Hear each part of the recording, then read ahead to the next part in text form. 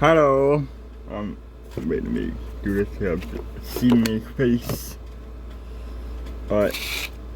Hi, I'm reacting to what if Vader gain power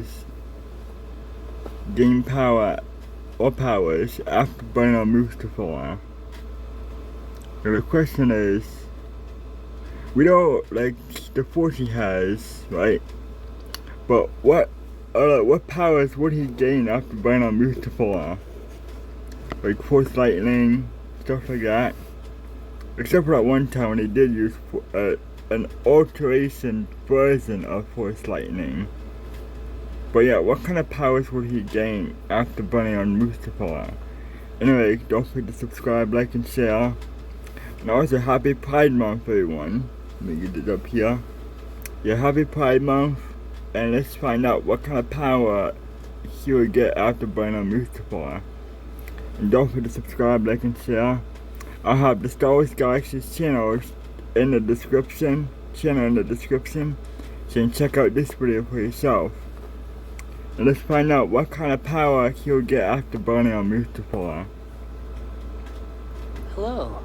Our story begins on Coruscant, inside of the medical facility, as Darth Sidious watches the final preparations being made on Darth Vader.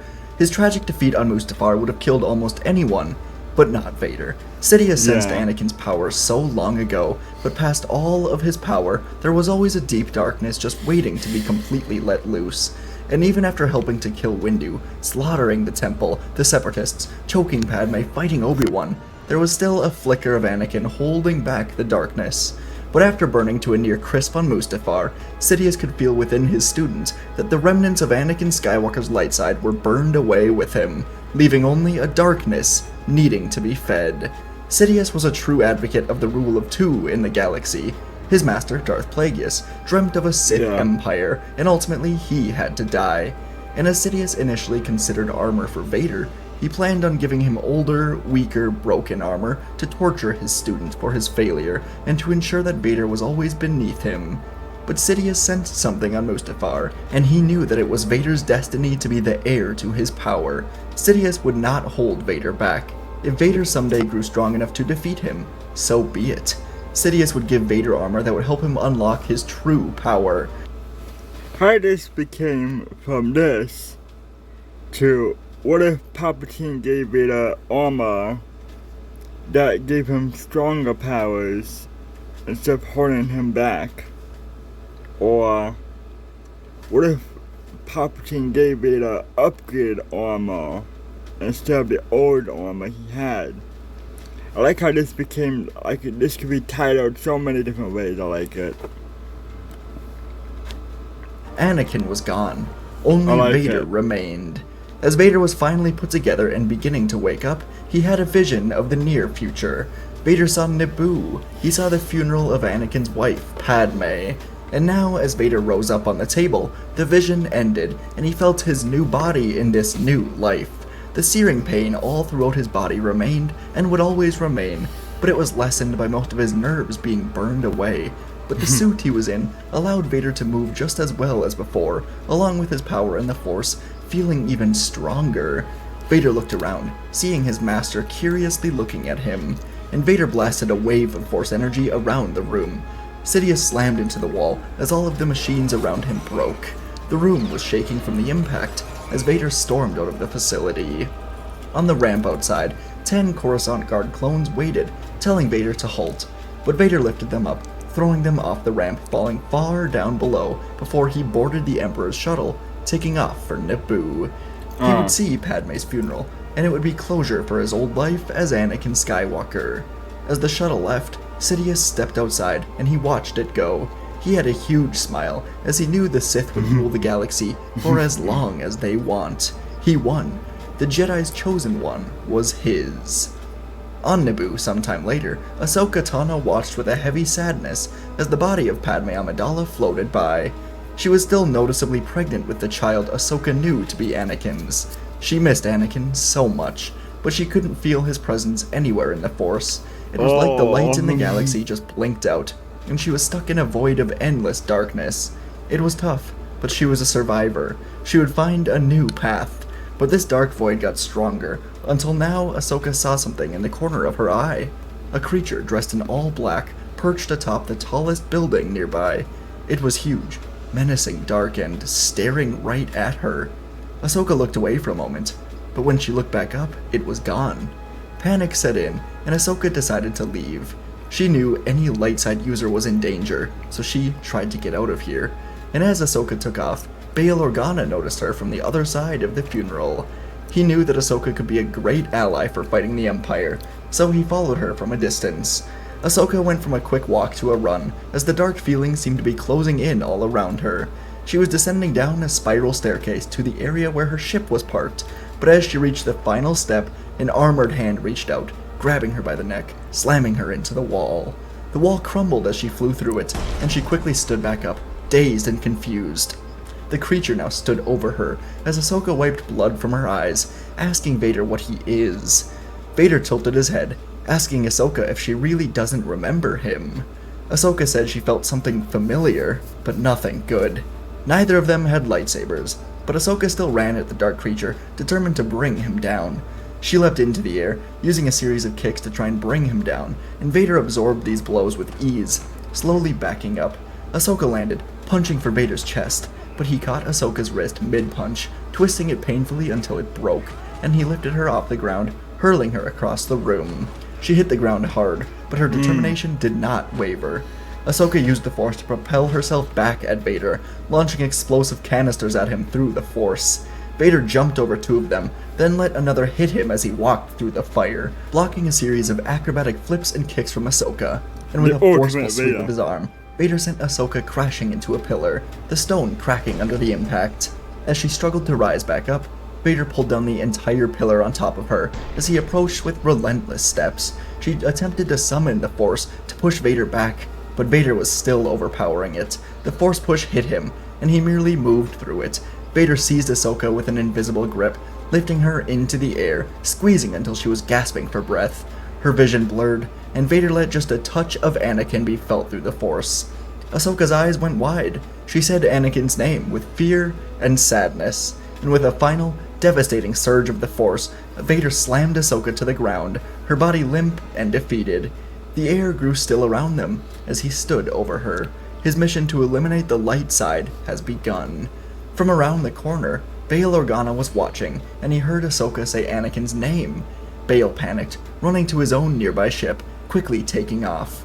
Once in the air, he contacted Obi-Wan, who was just settling into a cave on Tatooine. Obi-Wan answered this call, and Bail started telling him that Anakin was alive, when suddenly, his ship was halted in midair. Bail activated the rear camera to see Vader holding his ship in place with the Force. Come on. Greenies makes dog food now? The rear camera to see Vader holding his ship in place with the Force. Vader began ripping the back of it apart, opening up the ship, and Bail told Obi-Wan to protect the children before he was ripped out of the ship with the Force and quickly knocked unconscious by Vader on the ground. Vader slammed the ship to the Naboo plains, and he entered inside of it. Sparks were flying and alarms were sounding off as Vader reached the front of the ship, seeing the hologram of Obi-Wan Kenobi looking upon him with fear and disbelief. Vader told Kenobi he should have destroyed him before ending the transmission. Far away on Tatooine, Obi-Wan felt numb. He remembered Mustafar, though he did not want to. He remembered Anakin's body tumbling down into the lava, burning up without any limbs left at all. Obi-Wan remembered his own thoughts in that very moment. He thought it would be merciful to kill Anakin, and he was not feeling merciful. Plus, Palpatine's shuttle was entering the atmosphere, and he made the Jedi choice in that moment to not murder a helpless man, leaving his fate to the Force. And Obi-Wan saw now that he made the wrong choice. His mind was racing, but he knew one thing for certain. The Jedi exile could not take place any longer. He and Yoda must return to the galaxy and destroy the Sith. Back on Coruscant many hours later, Bail Organa would slowly wake up inside of an... I wonder how this would go. Like, Vader's much stronger now than he was in the movies. So, yeah, I see them most likely gonna lose to Vader, and Vader will just kill him. Imperial prison with clone troopers in front of his cell. When he awoke, one of them contacted Vader, and within 10 minutes the clones were dismissed as Vader opened the cell to speak with Bail. He asked where the Jedi were hiding. Bail contacted Obi-Wan. Clearly he knew where Obi-Wan was. But Bail didn't answer the question. Instead, he asked Anakin what happened to him. He was the hero of the Republic, the most promising Jedi in the galaxy. What happened? Vader coldly said the Republic was weak. The Jedi were weak. Anakin was weak. So he destroyed all of them, and now the galaxy needs to be cleansed of the rest of the Jedi. And he told Bail that if he will not give up the locations of the Jedi, then it will be extracted from him with the Force. Bail could not do it. It went against everything he believed in. So Vader stood up, reaching out a hand at Bail's face, and he probed his mind until he had the answers. He saw Obi-Wan in Bail's mind, saying that he will go to Tatooine with the boy, and Bail said he would take the girl. Vader broke off the mind probe, then threw Bail hard against the wall. Not only did he know where the Jedi were, he knew where the Skywalker children were. So that was the long-term plan of the Jedi, Vader thought. Train his own children to defeat the Sith. Vader had to admit it was a good plan, but it would fail quickly. He snapped Bail's neck, and would soon leave for Tatooine. Darth Sidious was still letting Vader do what he had to do during all of this. He was busy setting up his galactic empire, while Vader was showing the galaxy that his empire was not to be messed with. Vader traveled to Tatooine, landing his shuttle outside of the Lars homestead. He wasn't sure if Obi-Wan was here, but it made no sense for him to go to Tatooine unless it was here. Vader walked out of the ship, wiping the sand from his mask. He hated this planet more than anything. This planet helped create Darth Vader. Vader ripped off the top of the Lars home, only to find it completely empty. It looked as if the people that lived here rapidly packed and left recently. Vader was too late. He spent an hour around here, scouring different caves, until he found one that was recently lived in. There wasn't much here, but Vader saw the burned Jedi robes of Obi-Wan in one corner, and an old box in the other corner. Vader moved to the box, opening it, and inside he saw the lightsaber that once belonged to Anakin Skywalker. Vader pulled out the saber, grabbing the crystal, pouring all of his darkness into it, as it quickly was bled from blue to red. The explosion from the bleeding rocked the cave, crumbling it down until only Vader stood in the center. He ignited this red blade, and it just felt right. He would leave Tatooine and decide that Obi-Wan would find him instead, all in due time. On Dagobah, Grandmaster Yoda would feel the shifts in the Force, going even further into darkness as Vader was growing stronger. Yoda felt hopeless, like he'd failed the Jedi Order. He would sometimes speak to Qui-Gon here, and the fallen Jedi would assure Yoda that it is not his fault, saying the light of the Jedi will never die out. And today, a different light appeared to Yoda, the lights of a ship as it descended down into the swamp, landing roughly nearby. And Yoda watched as Obi-Wan Kenobi descended the ship with Owen, Beru, Brea Organa, and the two twin children. And Obi-Wan would tell Yoda everything, saying the twins were in grave danger, and that the Jedi must return. Yoda was very unsure of what to do. He'd already failed to defeat the Sith once, so he would meditate on all of this, while the others waited anxiously. On Coruscant, Darth Vader knelt in front of his master, revealing everything he knew. There were two children of Anakin Skywalker in the galaxy. They were being hidden away by Obi-Wan and the Organa family. Vader said that Bail has been killed for his treason, but his wife Brea is missing, along with the girl.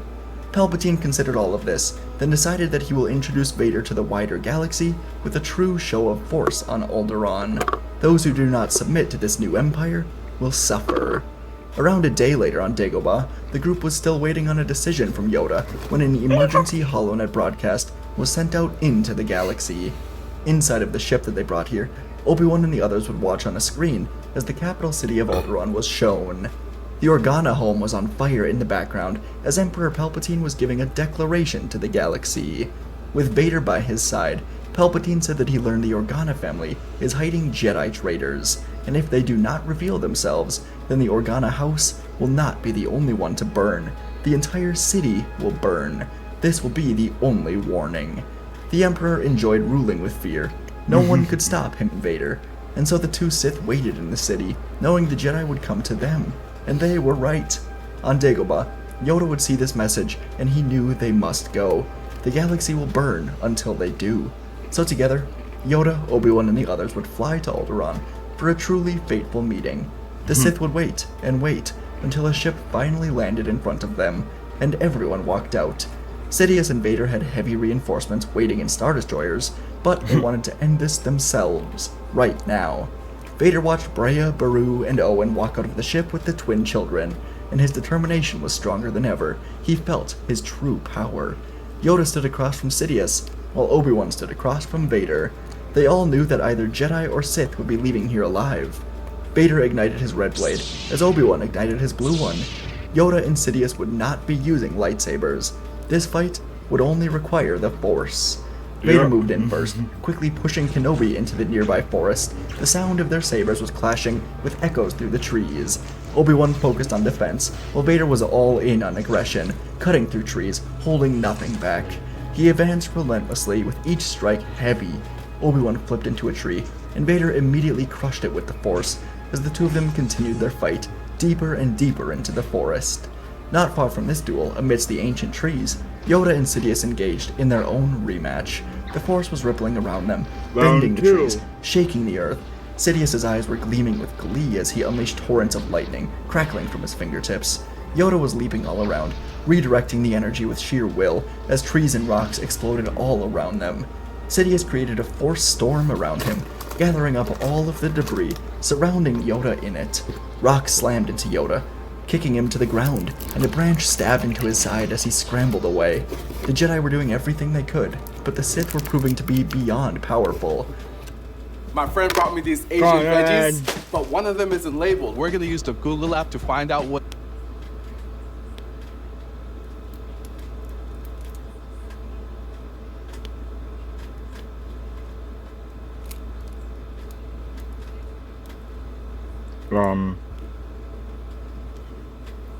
They could, but the Sith were proving to be beyond powerful. Obi-Wan was on a momentary offensive push, but as he swung, Vader held his blade in place with the Force, cutting through Kenobi's wrists before stabbing his old master through the heart. Yoda saw this, and the momentary distraction allowed Sidious to pour heavy lightning into the old Jedi, burning through Yoda until he was nothing but a memory. The Sith won, and they emerged from the forest together. Owen, Baru, and Breya were in disbelief, but the Sith pulled the children into their arms with the Force and had them arrested for treason. They would be locked away, while Luke and Leia were sent to Mustafar to be raised by training droids and hired nurses for years, until they were ready to train. And for years, the Sith would take their places in the new Empire. Sidious would rule as Emperor Palpatine, controlling the galaxy through fear and through a heavy military. With Luke and Leia set to be Sith someday, Sidious took all funding away from Mount Tantus, putting it all into the Death Star. He no longer craved eternal life. He saw Vader. He saw that the Sith were set to rule for generations with Vader, Luke, and Leia. Even if he did die, the Sith would live on forever. So for years, he would rule while Vader traveled the galaxy, hunting down and destroying any threat with ease. Among his victims were Oppo Rancys, Ser Junda, Coleman Cash, Cal Kestis, Caleb Doom, so many more Jedi, until Vader was sure the light side of the Force had been completely wiped out. This was his crusade, and for all of these years, he told himself he would only be worthy of taking the place of the Sith Master once the Jedi were gone. And so once the Jedi were wiped out, Sidious knew he would be next for Vader.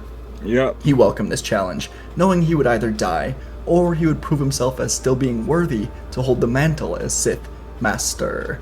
But Sidious would first send Vader on a new mission, telling him a new sect of Jedi have emerged on the planet Duracay, and Vader would take off to deal with these Jedi, as Sidious sat back in his chair with a smile. Vader was in for a true test. So Vader would fly to the planet Duracay. He had to maneuver a hostile region of space, but he was perhaps the best pilot in the galaxy, making his way through the stormy atmosphere and down to the planet's surface, where this mysterious Jedi sect was said to be hiding. He left his ship, igniting his red blade for light, and Vader walked through the rain on a rough, rocky terrain. It was eerily quiet, aside from the sounds of the planet, until Vader sensed something just a second too late. A sniper blast hit him in the mask, and a rocket blast landed at Vader's feet, sending him flying hard into the rock wall behind him. Vader ripped off his damaged mask, aside from the breathing tubes, and he stood back up. Another sniper bolt ripped through the air, but this time Vader caught it, sending it back to where it came from, before reigniting his lightsaber. As he looked into the rain, two warriors leapt from the top of the rocks, and Vader knocked one to the ground, but the other one hit Vader with a club that sent him back like a concussion blast. Vader flew through another series of rocks, sprawling to the ground, and looking back up now to see 7 warriors dressed in black running at him. Vader was done messing around. As they got closer, Vader slammed his fist into the ground, causing it to crack open as the warriors fell over.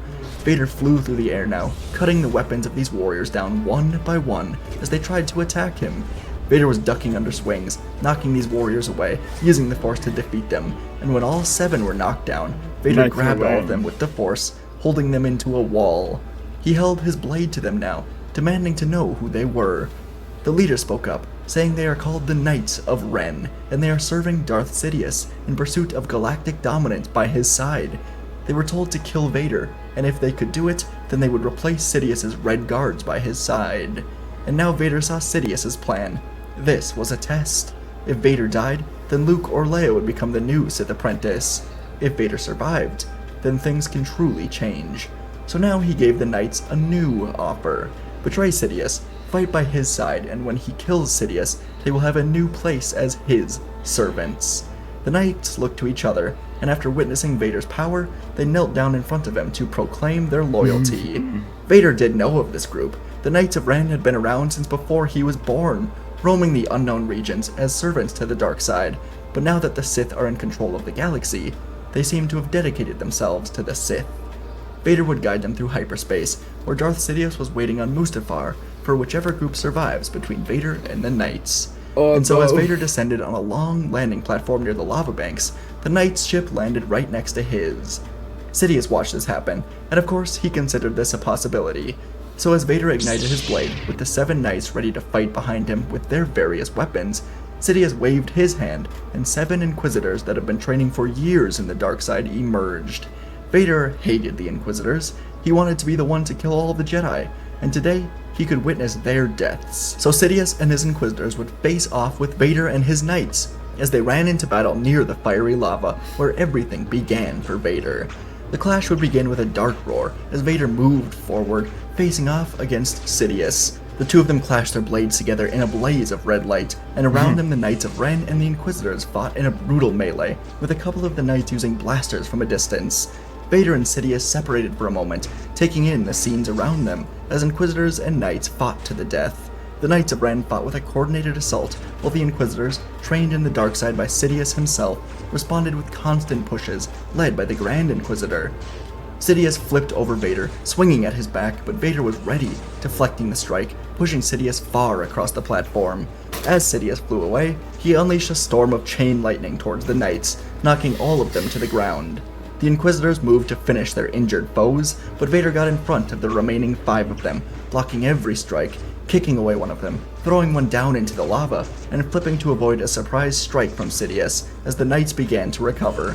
Vader told his master that he has trained him well, but it is time for him to be his replacement as the Sith Master. Sidious told Vader he will need to earn it, spinning at Vader with a Force scream. Vader raised his saber, absorbing the attack, once more dueling his master. One of the Knights, wielding a double-bladed weapon, spun through the ranks of the Inquisitors to scatter them with brute force, striking more Inquisitors down, and soon only the Grand Inquisitor remained against the 3 remaining Knights. Vader, using the full power of the Chosen One, engulfed by the dark side, driving Sidious back step by step until they got to the edge of the platform. Sidious stabbed forward, but Vader was quicker than him now. He reached down to the lava, grabbing a wave of it, throwing it down on Sidious. The Sith Lord fell to the platform. He was burning now, screaming in pain. Vader thanked him for saving him from the lava so long ago, but now it is his time to become the Sith Master. He stabbed Sidious for the final kill, then turned to the Grand Inquisitor and the 3 remaining Knights, demanding their loyalty. The Empire now belonged to Vader, and over the next few weeks, he would make sure everyone knew this was his empire. But he would slowly transfer more and more power over to those like Grand Admiral Thrawn, Sloane, and Tarkin, while he focused more on the Force. He was never one for politics, but everyone still answered to him above all. The finished Death Star would be used to enforce his rule, and when Luke and Leia turned 10 years old, their training truly began.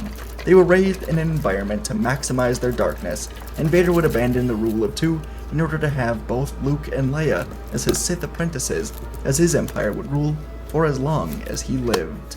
And folks, that is our story. I enjoyed doing the one where Vader just kind of, is overpowered a bit, but just seeing what it would be like if Anakin Skywalker or Vader truly got to just continue having his power. I've done a few like this. Hope you Yeah. guys enjoyed this one. Obviously, with Obi-Wan, Yoda, and Ahsoka all going out pretty quick. I think that's the way to go. I think Vader would wait a while to kill Sidious without Padme. Like, you know, there's no rush for him to get to that mastery position, so he's just kind of proving himself for those years, taking out any Jedi he can. And then when that has been completed, he's only got one thing left to do: kill Sidious. And I wanted the fight between Vader and Sidious not so much to be as enemies or hatred of each other, but just Vader feeling like he deserves that role, and even Sidious kind of accepting it. So, hope that made sense. Hope you guys enjoyed. Yeah. Thanks for watching, and I'll see you in the next video. Yeah. Yep.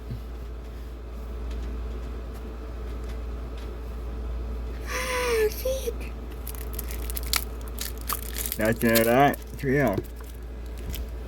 Bye for now. Don't forget to subscribe, like, and share. Again, happy Pride Month, everyone.